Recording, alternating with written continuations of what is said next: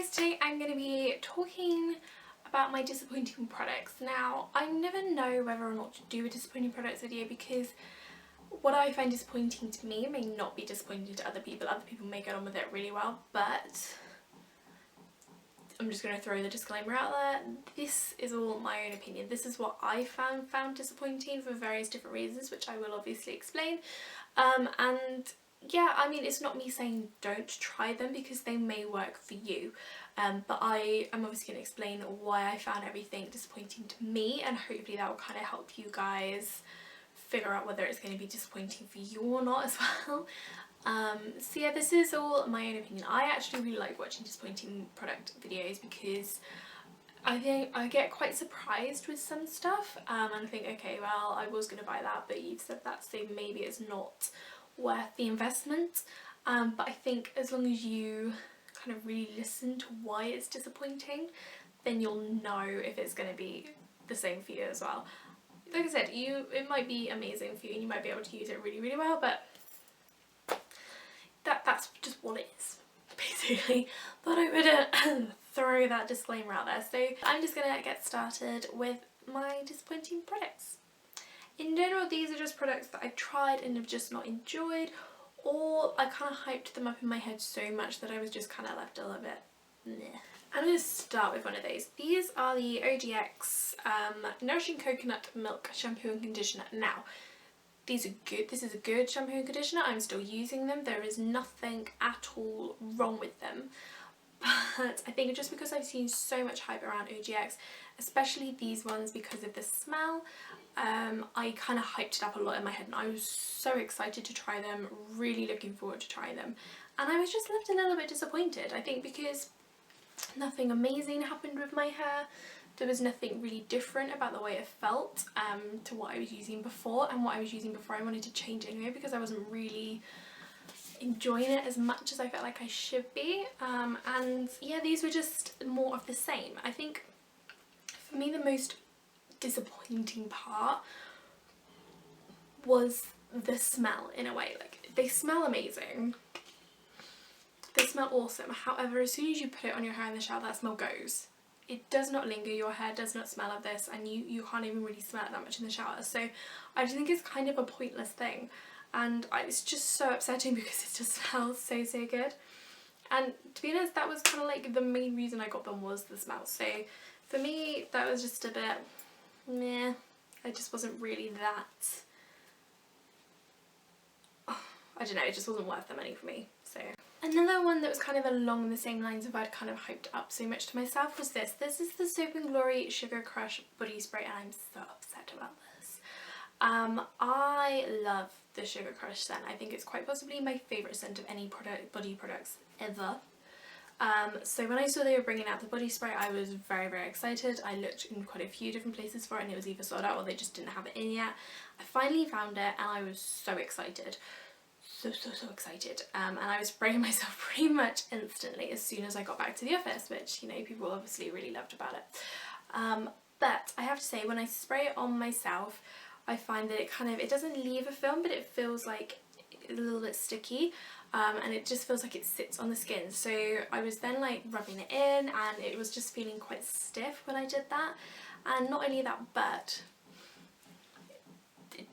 that smell just goes really quickly, which is, for me, the whole point of having a body spray is to make that, you know, the smell has to stay and it has to keep that scent there. So I just was really, really disappointed because A, it just didn't feel very nice when you sprayed it on yourself, and B, the scent is just not there for me. It doesn't smell very strong when you smell it out of the bottle, and when you spray it you get like a quick kind of spritz of that smell, and afterwards you just don't smell it. So that was disappointing for me, so I wouldn't recommend picking that up, to be honest. I've got a couple of skincare bits here, and this was from earlier in the year. I had a bit of a stage where I was ill and my skin went very, very dry, or kind of like dehydrated, and so I picked up a few bits to kind of try and help with that because my skin's not really had that issue before. So I went to Boots and picked a couple of bits up.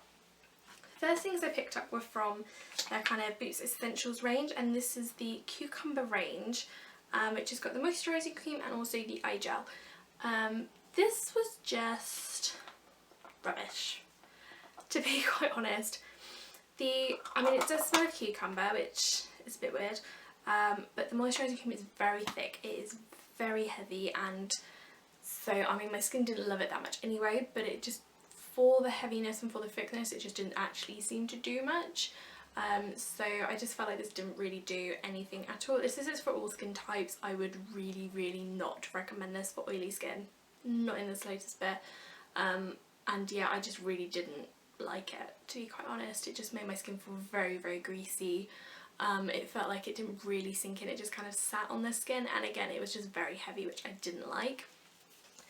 The eye gel, I mean, it was fine, but I just felt like it just didn't really do anything. I just kind of put it on mine, like under the eyes and around, and usually with like eye creams or eye gels, you kind of, I mean, eye gels especially, I find that you get quite like a cooling sensation when you apply them. I didn't get that with this. And then I think for me, gels as well are very good at kind of like firming, and again, it just didn't really do it. I just didn't see any difference with this at all. So I mean, they are cheapy products, so I guess you kind of get what you pay for, but these just did nothing. So I got nothing, basically. Also in that time, I picked up the Quick Fix Facials Mega Moisture Mask, which is for dry and thirsty skin. Again, I really just found that this didn't really do anything. I've heard really good things about Quick Fix Facials, so I was quite excited to even try it. When I saw it, I was like, yeah, I'll give that a go. I'll try it out, and I actually picked this up over one of the Unibrenner ones, and I really wish I picked the Unibrenner one instead. But it doesn't really smell of anything, I don't think, and it just didn't really do anything for me. I mean, I applied it, I left it on for 10 minutes, and it just didn't, yeah, it didn't really make a huge amount of difference on my skin. And for the name Quick Fix, I expected it to fix it quite quickly, obviously. For me, I don't put a mask on my face more than like once every 3 days, because obviously masks are quite intense treatments. And I mean, I did this on like a Sunday, I think, when I got it, or something like that, and then I did it again on like the Wednesday, and then again on the Saturday, and there was just still no difference from this, and I was like, that's not a quick fix, because I just didn't see anything, and I haven't really used it since then, so I wouldn't recommend it. Next we have is all makeup, so let's just get started. The first one is the Revlon Colour Stay Makeup. Now, when I first got this, I really liked it, and I raved about it. I think it was even in one of my favourites. I think in hindsight I was quite hasty in that, because I then kind of started to find that it just didn't really sit right on the skin. Any dry patches I had, it would show up, which is ridiculous because this is the one for normal to dry skin. It just highlighted those dry patches, and honestly it just didn't stay that long, and it just kind of really exacerbated, it just kind of brought up blemishes in my skin, which is not good. So for me, it just wasn't a very good foundation, and I was quite disappointed because I've had like lots of really good things about that, and Revlon in general, you do have really nice foundations. So yeah, I was a bit disappointed in that one. A couple of new things that have come out recently that I've been disappointed in. The first one is the L'Oreal La Palette Nude. I'm really disappointed in this, actually. This is the beige one. I think they've got like a pinky one as well. As you can see, I haven't really used it much because I didn't like what I did use. Let's just be honest there. I just find that there's not a lot of pigmentation that comes out on these colours. I also find that they're quite hard to blend, they're quite hard to apply, and they're quite dry as well. I don't find that they're very soft. I just don't really like this palette. I just don't think it's that good quality. And yeah, I just found that for me,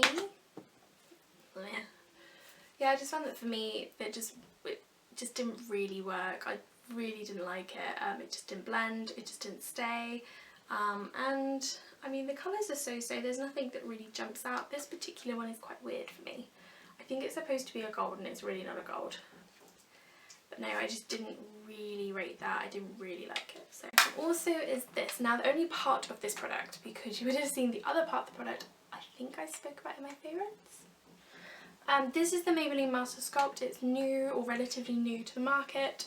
And it's their contouring palette, and it's in light and medium. The bit I'm disappointed about is the actual contour part of it. The highlighter I really like, but the contour I really don't like. It looks quite grey toned in the pan. When you get it out, it's very pale actually. It's a very pale kind of contoury brown bronze colour, and it just doesn't really show up when you use it for contour. So I find that it hasn't really done anything in terms of contouring for me, because it just doesn't really show.